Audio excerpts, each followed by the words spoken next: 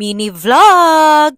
At dahil nga nakuha ko na yung commission ko, mag-grocery muna tayo. Tara, samahan nyo ako. Dito nga kami namimili sa Super 8 kasi mas mura ang bilihin dito. Ang epic nga nang nangyari dahil nagpapa-video ako kay Popsi nung papasok kami, kaya lang hindi niya pala na-play yung button. At inaasar ko nga siya dyan. Pumunta na nga kami dito sa mga kape para hindi namin makalimutan. Dahil nagpapabili din yung mama ko, kumuha na din ako ng Greatest Choco dahil favorite namin yan ni Kuya. At kumuha na din ako ng 2 birch tree para hindi kami nauubusan.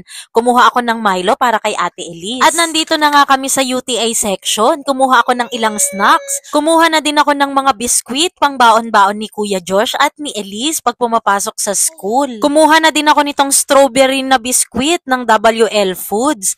At syempre, hindi makakalimutan ng honey pang himagas. Kumuha na din ako ng isang nips. At may nakita nga ako dito na pochi strawberry. Kumuha na din ako at lahat ng flavor ng OPAP, kinuha ko na din para matikman ng mga anak ko. Kumuha na din ako ng juice pang baon-baon. At pagkatapos nga namin dito, pumunta na kami sa mga sabon. Kumuha ako ng 3 Safeguard at ng mga napkins. At hinanap namin yung mga powder at downy na sabon. Muntik na nga kaming maligaw. Char. Ayan, at kumuha na nga ako ng Zondrox Color Safe, Pride at Downy. At andito na nga kami sa frozen section. Kukuha lang ako ng hotdog na Idol CDO. Kumuha na nga din ako ng Bingo Nuggets at itatry ko nga itong CDO Beef Tapa. Kumuha na din pala ako ng butter dahil magluluto ako ng buttered shrimp later. At eto nga, namimili pa kami ng kukunin namin na mantika pero bandang huli yung pinakamura pa rin yung kinuha namin. Kumuha na din ako ng asin. Wala nung favorite ko na pimiento kaya ito na lang Magnolia cheese ang kinuha ko. Ayan, at nakapila na nga kami sa counter. Ito lahat yung napamili namin. Ugaling-ugali talaga na kapag nakapila na ang cart namin, saka namin naiisip ang mga dapat pambilihin. Kaya sa susunod, dapat talaga meron ng listahan. Tapos na nga kaming magbayad at ayan lahat yung napamili namin, 2 box at nakabili pa ako ng mga prutas dito sa katabing palengke. So, ayun lang for today's vlog. Thank you for watching!